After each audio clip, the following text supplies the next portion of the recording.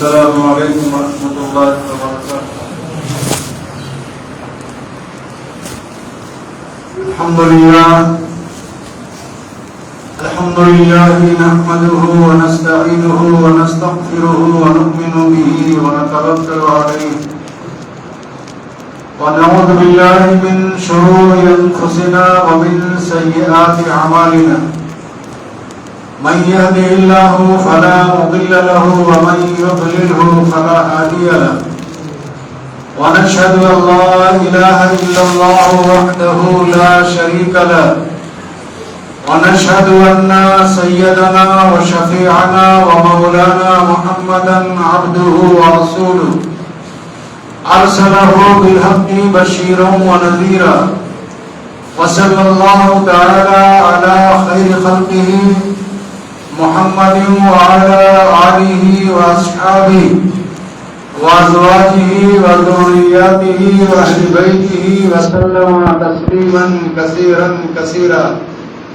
أما بعد، قال الله تبارك وتعالى في القرآن المجيد والفرقان الحميد: فأعوذ بالله من الشيطان الرجيم، بسم الله الرحمن الرحيم. إنما يعمر مساجد الله من آمن بالله واليوم الآخر وأقام الصلاة وآتى الزكاة ولم يخش إلا الله فعسى أولئك هم المهتدون. صدق الله العظيم وبلغنا رسوله النبي الكريم ونحن على ذلك لمن الشاكرين والشاهدين والحمد لله رب العالمين. میرے محترم بزرگوں اور اچھے نوجوان ساتھیوں، ایک مسلمان ہونے کی حیثیت سے ہمیں اس بات کا علم ہونا چاہیے کہ اللہ نے دنیا میں انسانوں کو بھیجنے کے بعد سب سے پہلے اپنا گھر بنوایا، اس کے بعد انسانوں نے اپنا گھر بنایا، اور یہ سلسلہ پوری دنیا میں آج تک جاری ہے. جہاں مسلمان ہوتے ہیں وہاں مسلمانوں کا گھر بھی بنتا ہے اور اللہ کا گھر بھی بنتا ہے. زمین کے جس ٹکڑے پر ہمارا گھر بنتا ہے، زمین کے اسی ٹکڑے پر اللہ کا گھر بھی بنتا ہے. جو اینٹیں اور جو گارے اور جو مزدور اور جو ٹھیکیدار یا جو انجینئر ہمارا گھر بناتا ہے، وہی اللہ کا گھر بھی بناتا ہے. لیکن ہمارے گھر کا قانون الگ ہے، اور اسی دنیا میں اللہ کی نسبت سے بنا ہوا گھر اور اللہ کی نسبت سے تعمیر شدہ گھر کا حکم الگ ہے. ہم کو اپنے گھر میں جانے کے لیے باقی اور ناپاکی کی شرط نہیں ہے. حالانکہ مسجد کے بغل میں میرا گھر ہے، آپ کا گھر ہے، لیکن آپ اپنے گھر میں جب چاہیں تب جا سکتے ہیں. اس کے لیے پاکی اور ناپاکی کی شرط نہیں ہے.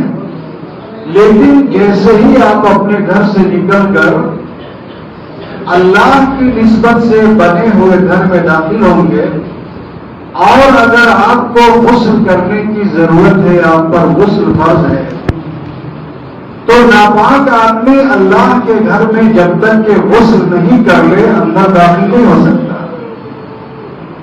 اسی طریقے سے اگر پاک شخص ہے تو گھر میں جو اللہ کا گھر ہے، جس کو ہم عام زبان میں مسجد کہتے ہیں، مسجد کے جیسے ہی دروازے پر پہنچے تو اللہ کے نبی جناب محمد رسول اللہ صلی اللہ علیہ وسلم کی سنت آپ کے سامنے کھڑی ہو جائے گی، اور اللہ کے نبی کی سنت کا یہ مطالبہ ہوگا آپ سے کہ اللہ کے گھر میں داخل ہونے والے غفلت اور لاپرواہی کی حالت میں اس گھر میں داخل نہیں ہوا جاتا. اس گھر میں داخل ہونا ہو تو پہلے اپنے دائیں پاؤں کو اندر کرو، اور دائیں پاؤں کو اندر کرنے کے بعد دعا کرو: اللہم افتح لی ابواب رحمتک. اے اللہ، یہ گھر سراپا رحمت کا ہے. اس گھر میں جتنی دیر تک مسلمان رہے گا وہ اعتکاف کا ثواب پائے گا. اس گھر میں مسلمان جب تک رہے گا حدیث کے مطابق وہ اللہ کا مہمان ہوگا.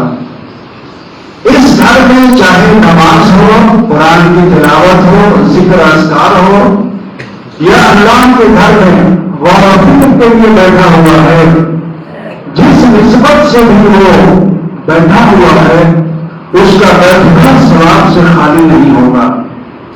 تو اس گھر کے اندر آنا اپنے آپ کو اللہ کی رحمت کے حوالے کر دینا ہے.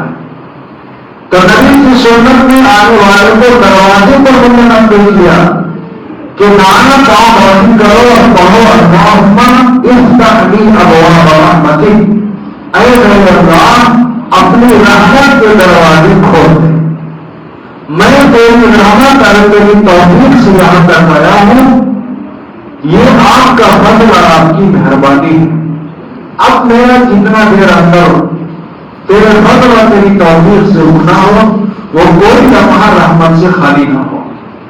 جب آپ نماز پڑھ کر کے نکل گئے، نبی کی سنت پھر سامنے آئی اور اللہ کے رسول کی سنت نے آپ سے مطالبہ کیا کہ اے دنیا کی سب سے اچھی جگہ مسجد، یہاں سے تم نکل کے دنیا کی سب سے بدترین جگہ بازار جا رہے ہو. اللہ کے نبی کی حدیث ہے روئے زمین میں سب سے افضل اور سب سے اعلیٰ جگہ مسجدیں ہیں، اللہ کا گھر ہے، اور سب سے بدترین جگہ مسجد سے باہر کی دنیا ہے جس کو بازار کہتے ہیں. نبی کی سنت میں مسجد سے نکلنے والے کو یہ کہا کہ ہے مسجد سے نکلنے والے پہلے اپنا بانا پاؤں باہر کرو اور دعا پڑھو اللہم انی اسألک من فضلک، اے اللہ میں آپ سے آپ کا فضل تلاش کرتا ہوں.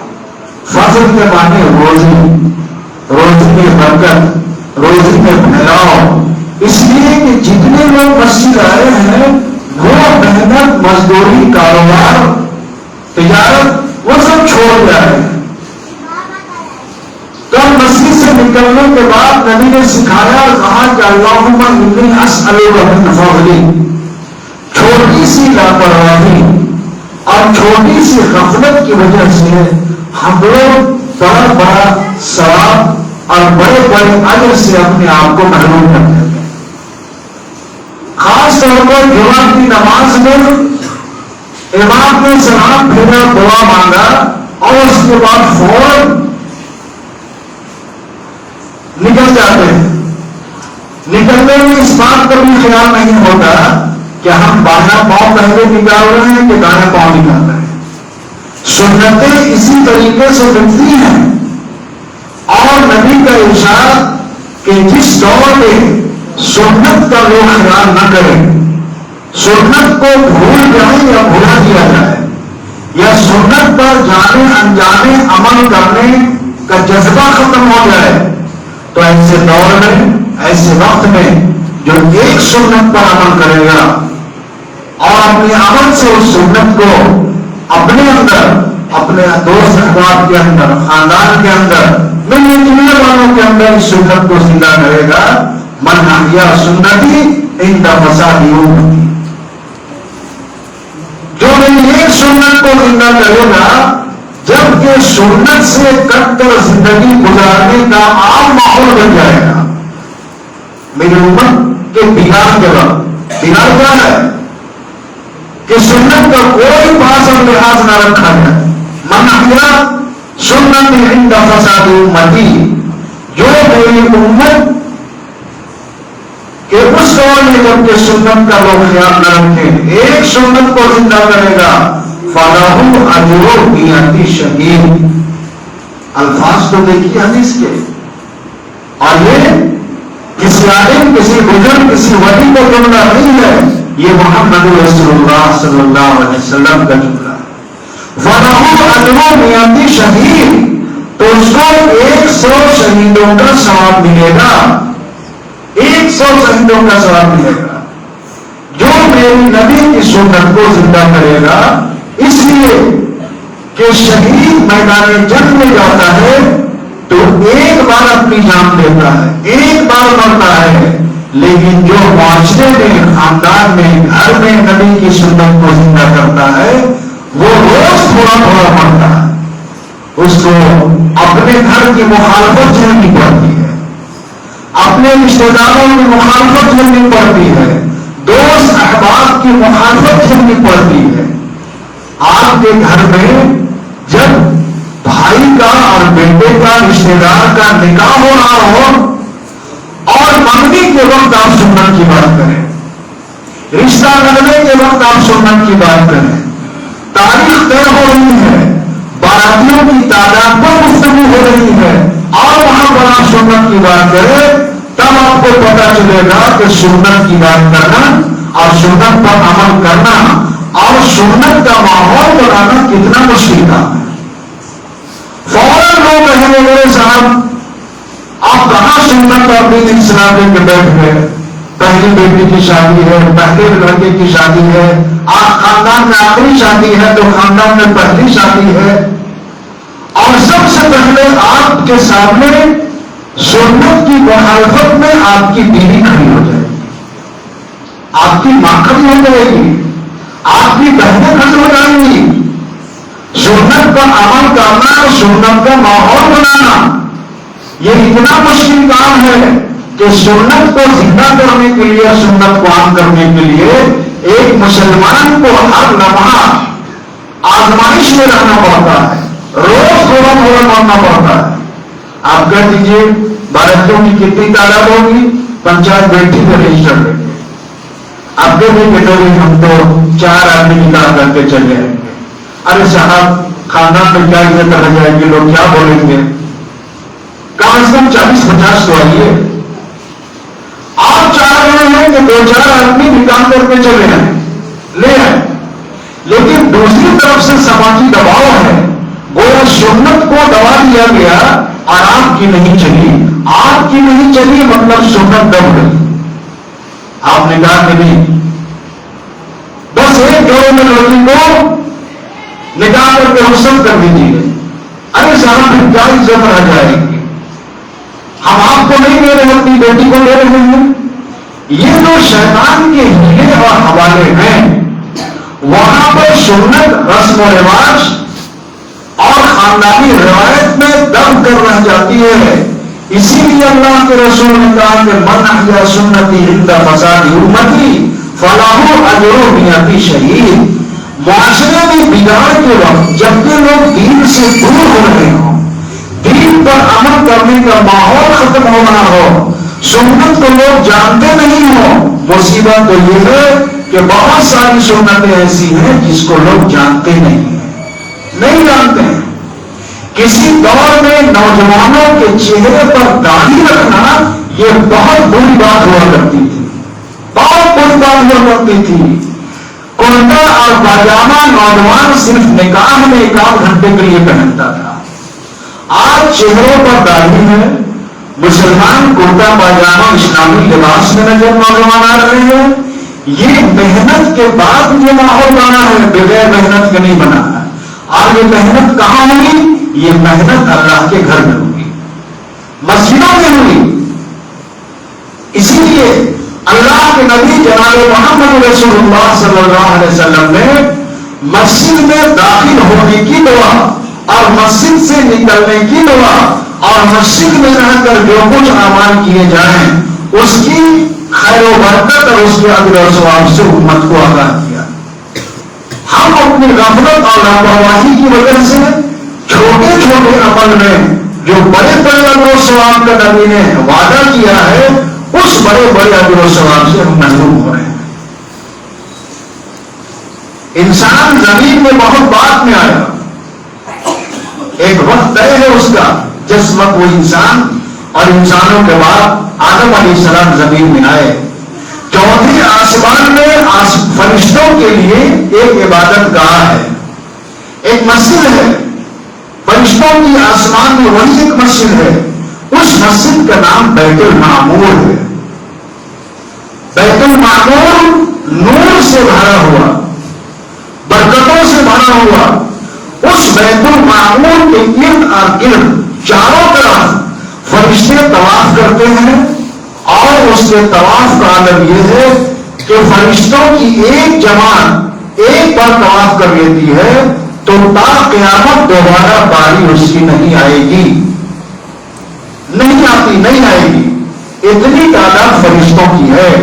جب اللہ نے آدم علیہ السلام کو پیدا کیا اور انسانوں کو زمین میں اپنا خلیفہ بنانے کا ارادہ اور علم ظاہر کیا فرشتوں کے سامنے، وَإِذْ قَالَ رَبُّكَ إِنِّي جَاعِلٌ فِي الْأَرْضِ خَلِيفَةً، اللہ نے اس مخلوق کو جو دن رات عبادت میں مصروف رہا کرتی ہے کہا کہ میں ایک زمین پر اپنا نائب، اپنا خلیفہ بنانے والا ہوں۔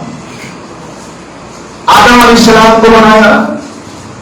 آدم علیہ السلام آسمان میں پیدا کیے گئے، بہت مشہور واقعہ سب جانتے ہیں، 12 لوگوں نے تعلیم میں تفسیر میں تقریر میں سنا ہوگا۔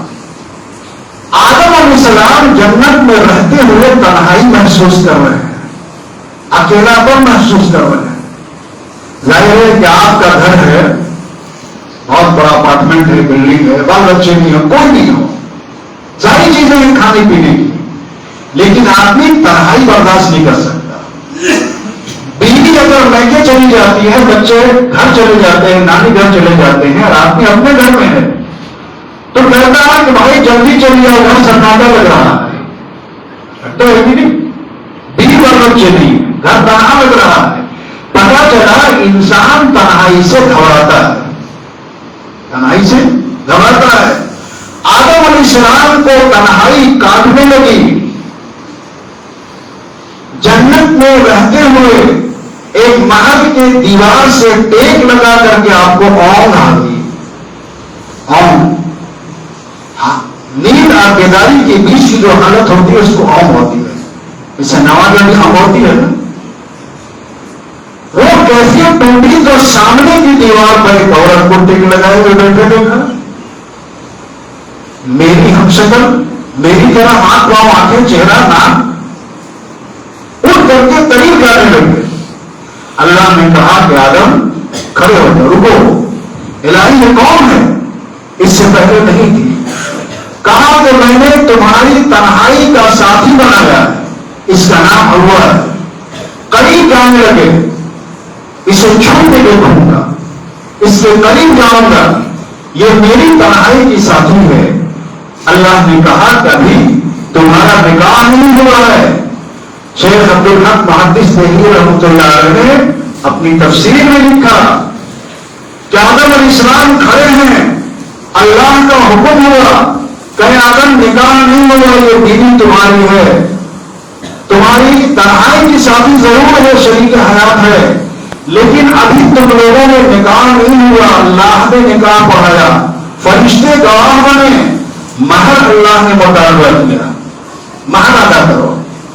الہی سونے کا مہر دے دو، چاندی کا مہر دے دو، زمانت اور تابوت یاقوت اور زمانت کے مہر دے دو۔ کہا کہ یہ سب تمہاری محنت کی کمائی نہیں، یہ سب میرا ہے، یہ سب اللہ نے کن فیکون سے بنایا ہے، تم اپنی محنت کی کمائی دو۔ آدم علیہ السلام حیران، کیا چیز ہے؟ بغیر مہر طے کیے ہوئے اور بغیر حق مہر کے نکاح نہیں ہوئے، حتیٰ کہ اللہ کے نبی کی اتنی سخت حدیث ہے کہ آپ نے فرمایا کہ اگر کسی نے نکاح کے وقت یہ ارادہ کر لیا کہ مانگو جتنا مہر مانگنا ہے مانگو، ہم کو تو دینا والا نہیں ہے، معاف کرا لے۔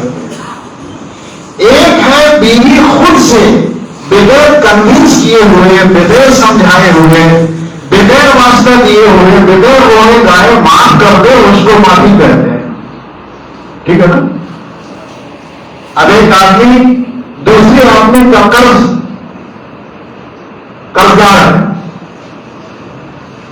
اب وہ خود سے معاف کر دے کہ بھائی تمہاری دکانداری ختم ہو گئی، کاروبار ڈوب گیا، اب اس قابل نہیں ہو، چلو ہم معاف کرتے ہیں۔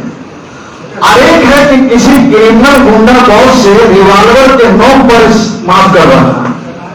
اس نے کہا کہ چلو ہم معاف کر دیے, معاف ہو جائے گا؟ نہیں. اب تو پریشر بنایا, آپ نے دباؤ بنایا, وہ جرم کی معافی ہے. اللہ کے نبی نے کہا کہ جس نے نکاح کیا اور پہلے سے نیت یہ بنائی ہوئی ہے کہ مہر دینا والا نہیں ہے, اس نے ساری زندگی اپنی بیوی سے زنا کیا اور اس سے جو اولاد پیدا ہوگی وہ اولاد زنا ہوگی, حرام کی اولاد ہوگی. یہی وجہ ہے کہ مہر کو نقد ادا کرنے کی ترغیب حدیث میں ہے. تو آدم علیہ السلام نے کہا کیا دے دوں؟ ابھی زمین میں آدم آئے نہیں ہے, ابھی دنیا کی ابتدا ہو رہی ہے, ابھی کچھ زمانے کے بعد آدم علیہ السلام زمین پر آئیں گے. الہی کیا دے دوں؟ یہ سونے کے محل اور جنت کے محلات اور باغات یقیناً آپ نے پیدا کیا, کن فیکون سے پیدا ہوا. اللہ نے سکھایا کہ آدم وہی کھڑے کھڑے تمہاری اولاد میں امام الانبیاء محبوب الکبریاء جناب محمد رسول اللہ صلی اللہ علیہ وسلم خاتم النبیین بن کر کے دنیا میں جائیں گے اور وہ تمہاری اولاد میں سے ہوں گے, نبیوں کے سردار میں سے ہوں گے, اور تمام مخلوقات میں وہ تمام مخلوق کے سردار ہوں گے. اے آدم, تمہارا حق محل یہ ہے کہ کھڑے کھڑے میرے آخری پیغمبر جناب محمد رسول اللہ صلی اللہ علیہ وسلم پر 20 مرتبہ درود شریف پڑھو, یہ تمہارا حق محل ہے. آدم علیہ السلام کا نکاح ہوا, آدم علیہ السلام نے نقد مہر ادا کیا. سونے سکے کا دور نہیں ہے, لیکن نبی پر درود پڑھ کر کے وہ افضل عمل جو بعد میں بھی اللہ کے نبی نے اپنی امت کو بتایا, اور قرآن میں خود اللہ نے کہا ان اللہ وملائکتہ یصلون علی النبی یا ایھا الذین آمنوا صلوا علیہ وسلموا تسلیما. بے شک اللہ اور اس کے فرشتے نبی پر درود بھیجتے ہیں. اس آیت سے بہت سارے حضرات گمراہی پیدا کرتے ہیں. کہا کہ دیکھو اللہ نماز نہیں پڑھتا ہے, اللہ روزہ نہیں رکھتا ہے, اللہ حج اور زکات نہیں دیتا, لیکن قرآن میں ہے کہ اللہ اور اس کے فرشتے نبی پر درود بھیجتے ہیں. تو اے لوگوں, اے مسلمانوں, تم بھی نبی پر درود بھیجو. یاد رکھیے اس میں بہت تفصیل ہے. مختصر یہ کہ اللہ کے درود بھیجنے کا طریقہ اور مقصد کچھ اور ہے, فرشتوں کے نبی پر درود بھیجنے کا طریقہ الگ ہے, لیکن مسلمانوں کو نبی پر درود بھیجنے کا طریقہ خود نبی نے سکھایا. اللہ ان اللہ وملائکتہ یصلون علی النبی, اللہ اور اس کے فرشتے نبی پر درود بھیجتے ہیں. تو کیا نوز ہو گیا اللہ بھی اللہم صلی علی محمد وبارک وسلم پڑھتے ہیں؟ اللہ کی ضروری ابراہیمی پڑھتے ہیں؟ نہیں. اللہ کا درود نبی پر بھیجنے کا مطلب اور مقصد یہ ہے کہ ہر لمحہ اور ہر آن نبی پر اللہ کی رحمت نازل ہوتی رہتی ہے. نبی اپنے مقام سے ہر آن ہر لمحہ اٹھتا چلا جاتا ہے. نبی کے درجات بلند ہوتے جاتے ہیں. اللہ کی رحمت ہر گھڑی اپنے آخری پیغمبر جناب محمد رسول اللہ صلی اللہ علیہ وسلم پر ہوتی رہتی ہے. لیکن جب امت کو درود پڑھنے کا موقع آیا تو یہ آیت نازل ہوئی. صحابہ نے کہا کہ اللہ کے رسول, ہم آپ کو سلام تو کرتے ہیں, آپ پر سلام بھیجتے ہیں, السلام علیکم یا رسول اللہ. صحابہ کہا کرتے تھے کیف نصلی علیک یا رسول اللہ, اے اللہ کے رسول ہم آپ پر درود کیسے بھیجیں؟ درود پڑھنے کا طریقہ کیا ہو؟ آپ نے کہا کہ قل, کہو اللہم صلی علی محمد وعلی آل محمد کما صلیت علی ابراہیم وعلی آل ابراہیم انک حمید مجید. اللہم بارک علی محمد وعلی آل محمد کما بارکت علی ابراہیم وعلی آل ابراہیم انک حمید مجید. نبی نے یہ درود کا طریقہ سکھایا اور کہا کہ تم اپنی نماز میں اس درود کو اپنا حصہ بنا دو. دنیا میں کہیں بھی نماز اس وقت تک مکمل نہیں ہو سکتی چاہے ایمان کی ہو یا مقتدی کو ہو جب تک وہ نبی پر درود نہ بھیجے. نبی کی سکھائی ہوئی درود سے کچھ لوگوں نے چھوڑا دیا، اور نبی کا سکھایا ہوا درود کتنا اعلیٰ، کتنا قیمتی، کتنا افضل ہوگا، اس کی جگہ میں لے آئے درود تاج، درود لکھی، درود کروڑی، درود ہزاری۔ کیا نبی کو درود تاج کا علم نہیں تھا؟ درود کروڑی اور درود ہزاری کا علم نہیں تھا؟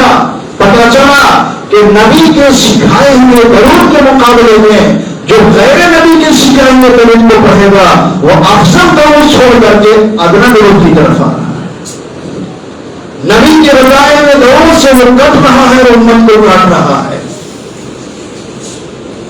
اللہ کے نبی جناب محمد رسول اللہ صلی اللہ علیہ وسلم نے فرمایا کہ آدم کا نکاح ہو گیا۔ اب یہاں سے ایک نقطہ یہ پتا چلا، آدم علیہ السلام زمین میں آئے تو اولاد ہوئی، آپ باپ بنے، آپ دادا بنے، آپ نانا بنے،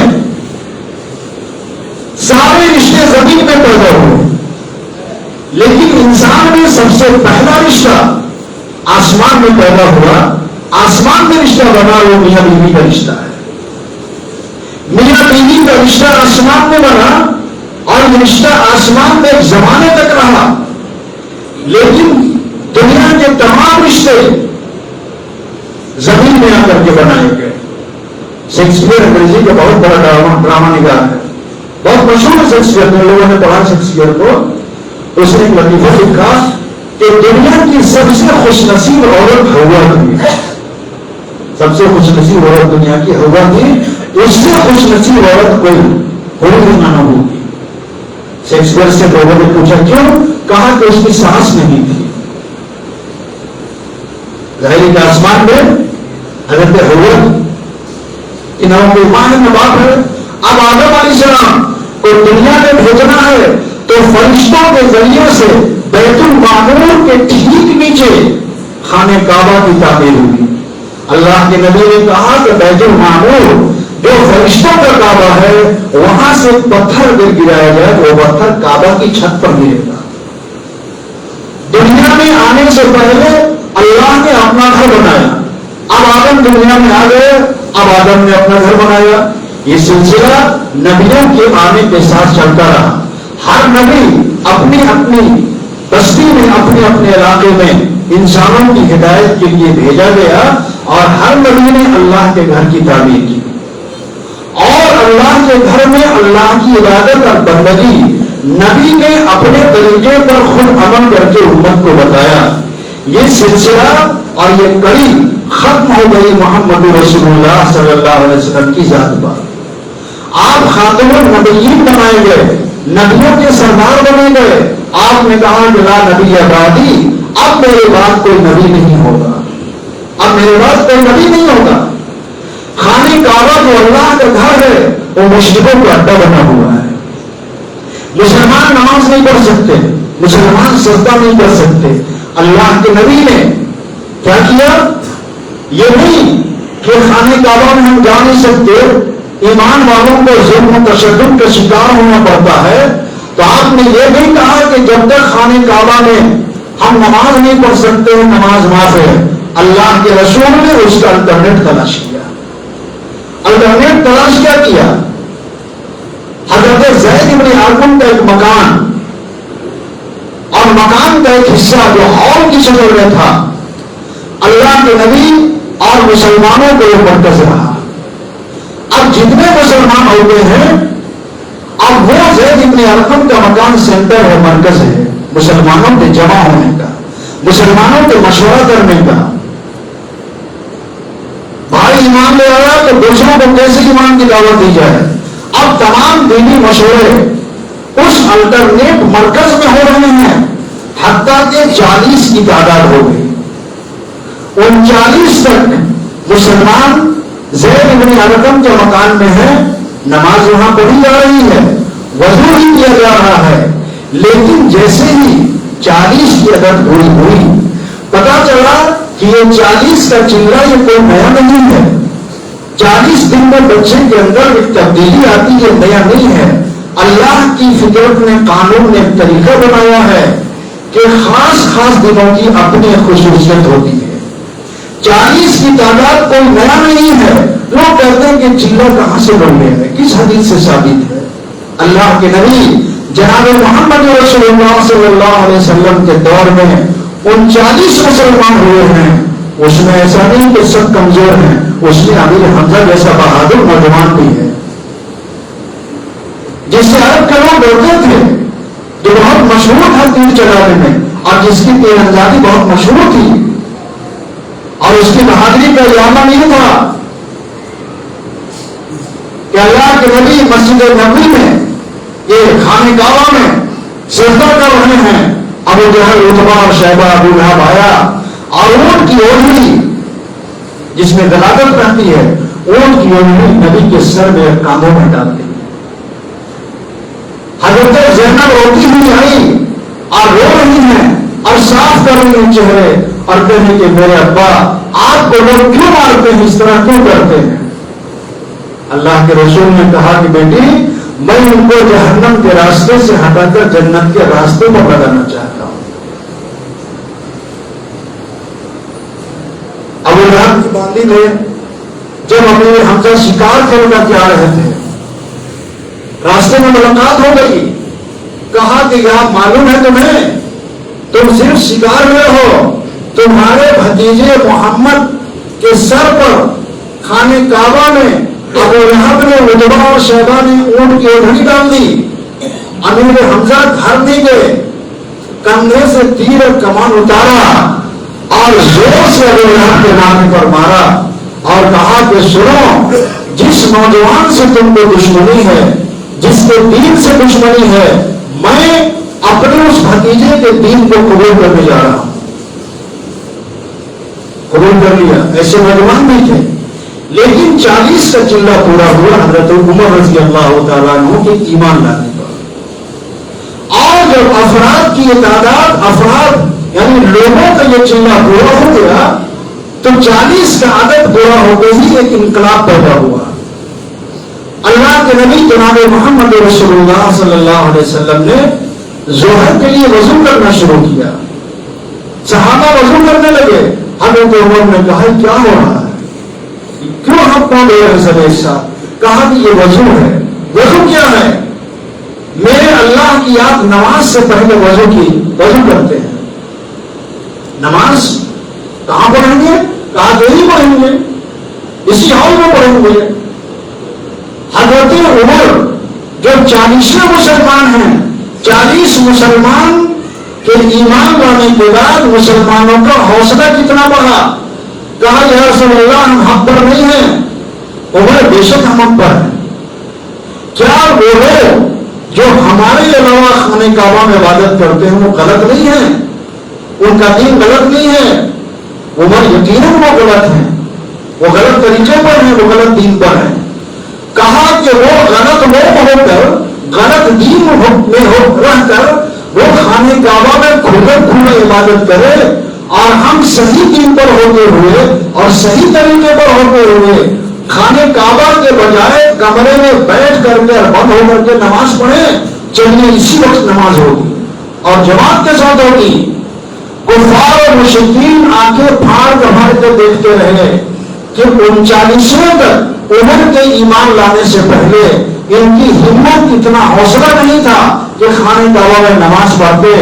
آج خطاب کا بیٹا عمر ایمان لایا ہے تو یہ جماعت کے ساتھ نماز پڑھنے آئے ہیں. اللہ کے نبی کی دورندیشی اور حکمت اور پالیسی دیکھیے.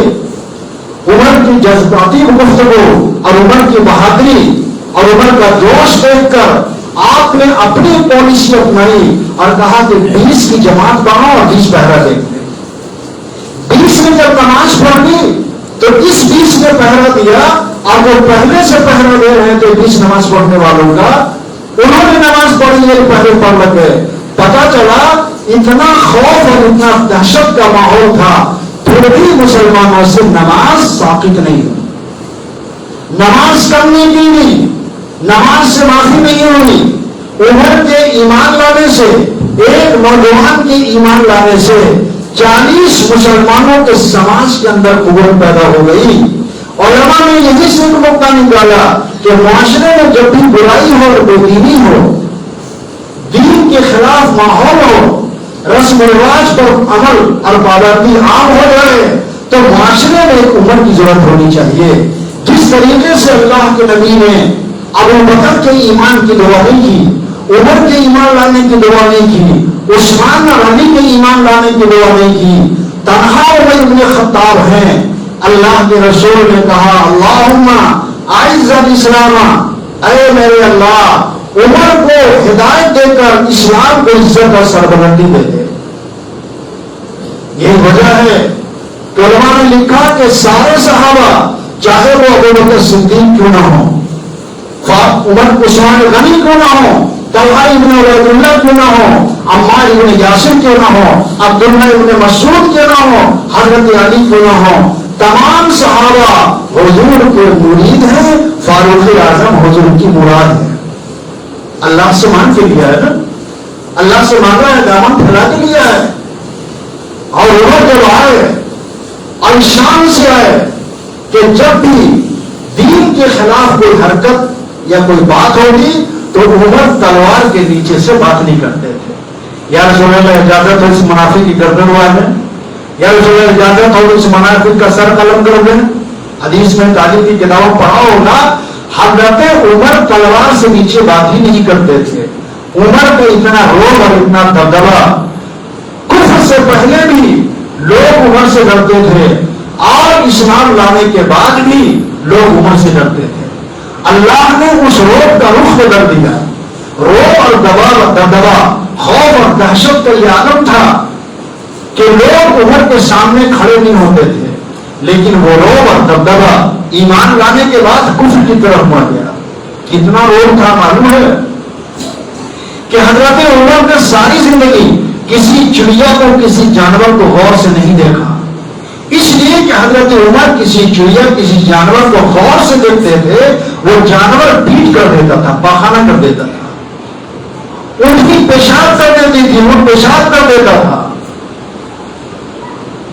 آپ خط بنوا رہے ہیں، تاریخ بنوا رہے ہیں، حجام سے گلا پھنسا، گلا صاف کیا آپ نے، گلا صاف کیا. اب دیکھا کہ حجام کام ہی نہیں کر رہا ہے، مڑ کے دیکھا تو حجام نیچے بے ہوش پڑا ہے. پانی دے کے اس کو ہوش میں لائے. کیوں بھائی، کوئی بیماری ہے؟ کیا ہوا؟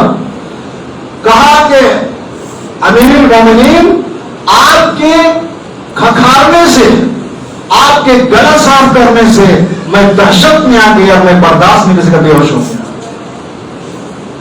یہ تھا ایک نوجوان کا روب، اور یہ روب اسلام کی وجہ سے تھا، یہ روب دین کی وجہ سے تھا.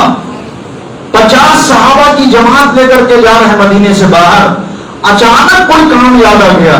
حضرت عمر مڑے ہی اس طریقے سے کہ 25-20 صحابہ بے ہوش ہو کے نیچے گر گئے. مسلمان، یہ تھا عمر کے روب اور خوف کا عالم. حضرت عمر اس الٹرنیٹو ہال میں، جو مسلمانوں کا سینٹر اور مرکز تھا، جہاں دین پر مشورہ ہوا کرتا تھا، چرچے ہوا کرتے تھے، ایمان لائے تو جماعت کے ساتھ نماز ہوئی. 13 سال کے بعد ہجرت کا حکم آیا کہ مکہ چھوڑ کے مدینہ چلے جائیں. ظاہر بات ہے کہ جتنے مہاجر صحابہ، مکہ سے مدینہ جانے والے صحابہ گھر تو اٹھا کے نہیں لے گئے، خالی ہاتھ گئے، خالی ہاتھ گئے. مدینے میں پہلے سے مسلمان مکے کے صحابہ کی دعوت کی بنیاد پر موجود تھے. مسئلہ ہوا کہ گھر کی تعمیر ہونی چاہیے. کس کا گھر بنا؟ سب سے پہلے مسجد نبوی بنی. حالانکہ سب سے پہلے عقل یہ کہتی ہے کہ نبی کا گھر بننا چاہیے تھا، نبی کی بیویوں کا گھر بننا چاہیے تھا، مکہ سے مدینہ آئے ہوئے اجڑے ہوئے صحابہ کا گھر بننا چاہیے تھا. لیکن اللہ کے رسول نے سب سے پہلے مسجد نبوی کی تعمیر کی، مسجد نبی کی تعمیر کی. اللہ کا گھر بنا اس لیے کہ اللہ کے نبی نے اس بات کو اپنے قول سے، اپنے عمل سے امت کو بتایا کہ مسلمانوں کی ہر طرح کی تحریک کا سینٹر مسجد ہے. مسلمانوں کی روح اور زندگی وابستہ ہے مسجد سے. خود اسی ملک میں دیکھ لیجئے، ہم نے پچھلے 2 جمعہ بتایا کہ چھتا کی مسجد دیوبند کے بالکل بغل میں انار کا ایک درخت ہم لوگوں کے زمانے میں تھا، بعد میں وہ درخت لوگوں نے کاٹ دیا. کیوں؟ بچوں کے پڑھنے والے گارجین جب جاتے تھے اور اس انار کے درخت کی تاریخ جب جانتے تھے کہ اس ایک انار کے درخت سے دامن اتنا بڑا ہو رہا ہے، تو لوگ پتا اس کو توڑ کے لاتے تھے، اس کی لکڑی اٹھا کے لے جاتے تھے، تھوڑی دیر وہاں بیٹھ کے دعا کرتے تھے. شرک کی ابتدا ہونے لگی تھی، علماء دیوبند نے اس کو کٹوا دیا، جس طریقے سے حضرت عمر پہ بیعت رضوان کے درخت کو کٹوا دیا. شرک اور بدعت کی جڑ کاٹ دی. تو چھتا کی مسجد میں انار کے درخت کے نیچے ایک پڑھانے والا ایک پڑھنے والا، وہیں سے دارالعلوم کی ابتدا ہوئی. پتہ چلا دیوبند یونیورسٹی ایشیا کی سب سے بڑی یونیورسٹی جو بنی ہے اور پھیلی ہے، اس کی پیدائش بھی مسجد سے ہوئی. دعوت و تحریک کی محنت کہ دنیا کا کوئی ملک، کسی ملک کا کوئی شہر، کسی شہر کی کوئی بستی ایسی نہیں ہے اور کوئی مسجد ایسی نہیں ہے جہاں دعوت کی محنت نہ ہو رہی ہو. اور دونوں کا فرق آپ رانچی میں دیکھ لیں گے کہ جس بستی میں، جس علاقے میں دعوت کی محنت ہو رہی ہوگی تو دعوت کی محنت سے مسجدیں بڑھ رہی ہیں، مسجدوں کی تعمیر ہو رہی ہے، مسجدوں کی توسیع ہو رہی ہے. لیکن جس بستی اور جس علاقے میں دعوت کی محنت نہیں ہے، مسجد میں بیٹھ کر مسجد نہ آنے والوں کے لیے غور و فکر نہیں ہے، کوہن نہیں ہے، وہاں مسجدوں میں نمازیوں کی تعداد بھی نہیں بڑھ رہی ہے اور اس محلے میں نئی مسجد بھی نہیں بن رہی ہے.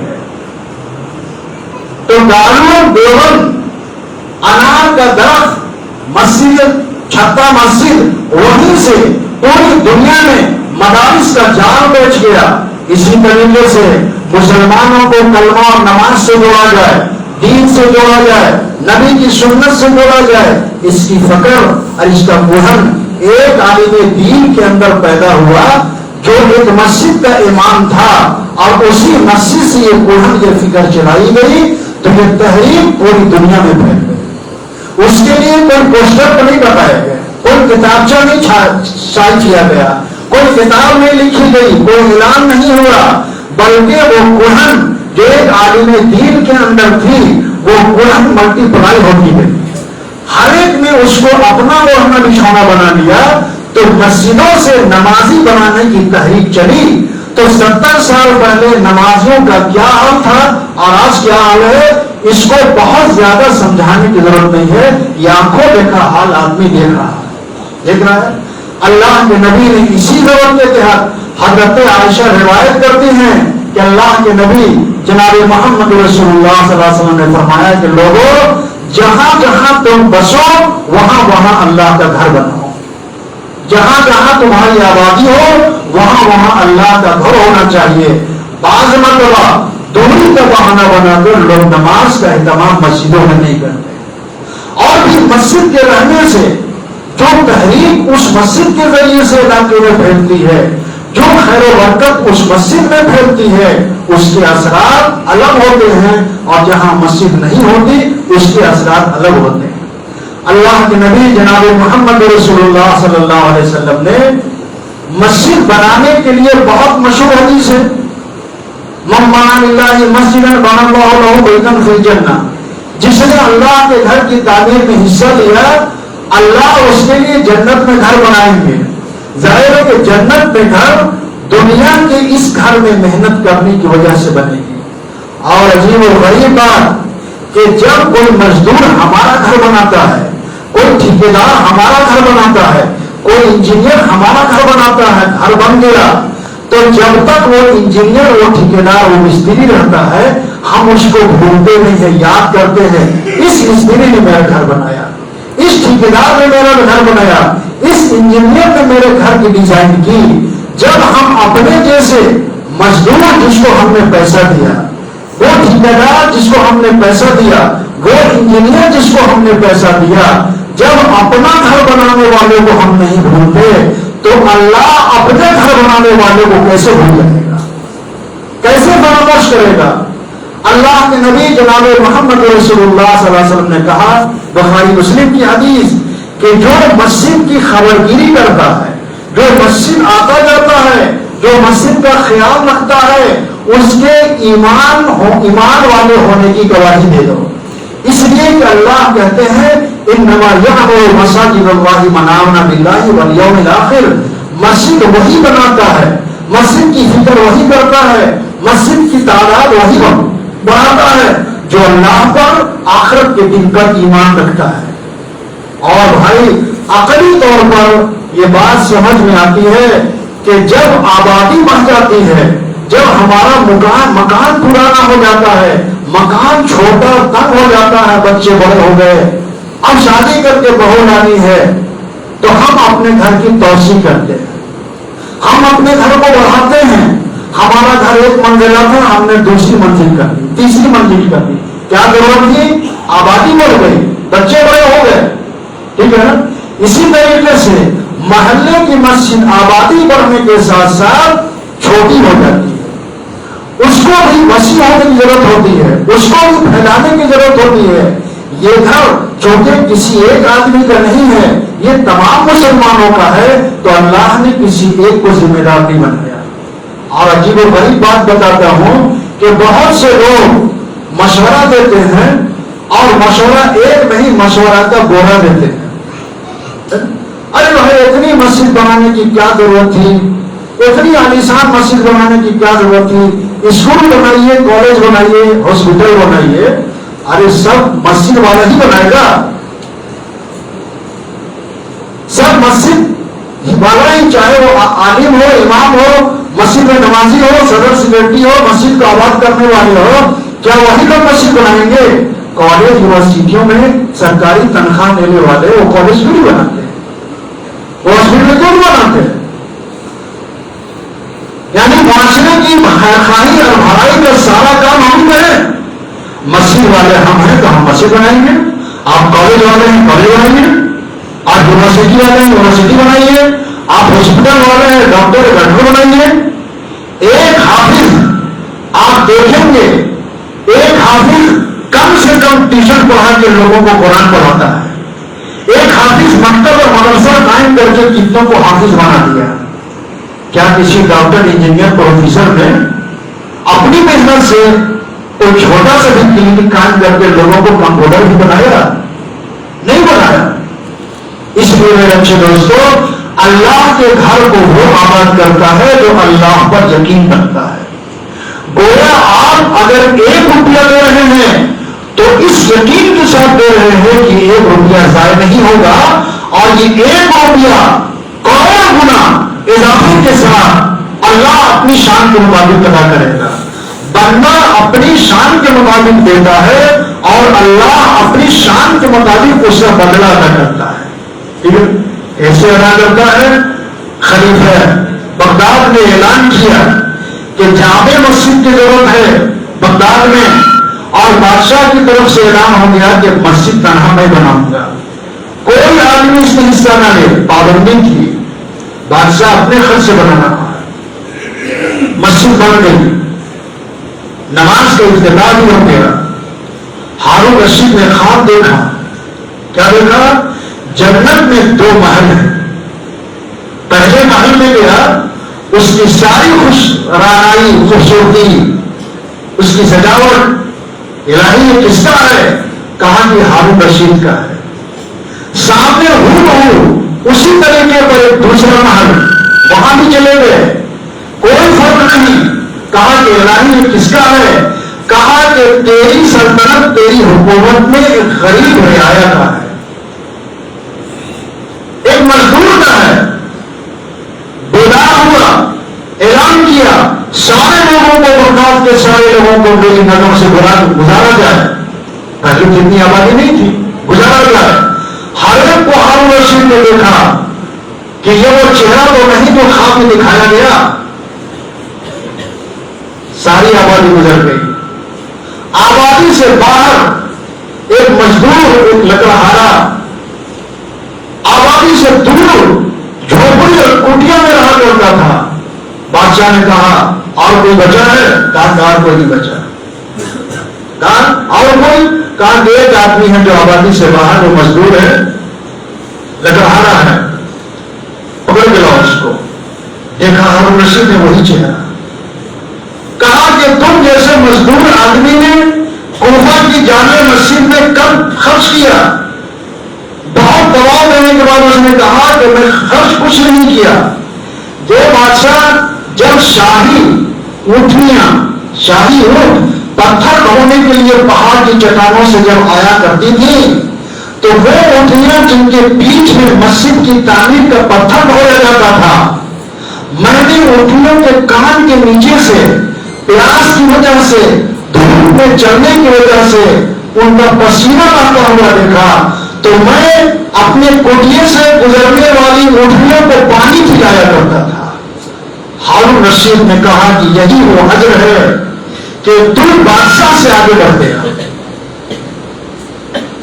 کس کے لیے؟ اس کے گھر کے لیے، اللہ کے گھر کے لیے صرف اونٹنے کو پانی بنایا تو اس کا یہ نہ ہے ہم اللہ کے گھر میں اگر اپنی جان اپنا مال اور اپنی صلاحیت کے مطابق اس گھر کی تعمیر جو آج کی ضرورت آج کا تقاضا ہے دوسرے تلنے کی ڈھلائی ہے. اب یہ علاقہ غریبوں کا ہے، مزدوروں کا ہے، امیروں کا علاقہ نہیں ہے، لیکن مزدور ہی کے ذریعے سے غریب ہی کے ذریعے سے اللہ نے بڑے بڑے کام لیا ہے. اور غریبوں سے مڈل کلاس کے لوگوں سے اللہ کے رسول کو اتنی محبت تھی کہ آپ دعا کیا کرتے تھے اللہم احیینی مسکینا، اے اللہ میں جب تک رہوں غریبی کی حالت میں زندہ رہوں، وامیتنی مسکینا، اور میری موت آئے تو غریبی کی حالت میں آئے، واحشرنی فی زمرۃ المساکین، اور قیامت میں جب اٹھوں تو غریبوں کے بیچ میں سے اٹھوں. میرے درمیان میں غریب ہیں. آج غریب پنچایت کا صدر نہیں بنایا جاتا، کمیٹی کا ذمہ دار نہیں بنایا جاتا، ادارے کا عہدیدار نہیں بنایا جاتا. مت بناؤ، لیکن اللہ کے نبی نے غریبوں کو اپنے آس پاس میں جمع کرنے کی دعا کی ہے. غریبوں کے لیے بہت بڑی فضیلت ہے. بس 5 منٹ کھڑے ہو گئے اللہ کے اس گھر میں، اور نام بھی اس مسجد کا اس صحابی کے نام سے ہے جو غنی ہے، عثمان غنی. کھڑے ہونا اوپر کی منزل میں بھی 5 منٹ میں تشکیل ہوئے اور آدمی اپنی حیثیت اپنی ضرورت سے بڑھ کر کے اللہ کے اس گھر میں لگائے تو انشاءاللہ آپ کا لگایا ہوا مال اور آپ کا لگایا ہوا خالی نہیں جائے گا. عجب نہیں کہ آپ کے گناہوں کا کفارہ ہو جائے. جس نیت سے آپ دیں گے کہ اللہ میں تیرے گھر کی تعمیر کے لیے دے رہا ہوں، اے اللہ میری دی ہوئی رقم کو میرے گناہ کا کفارہ بنا دے، اللہ آپ کے گناہوں کو ڈیلیٹ کر دے گا. بولے بھائی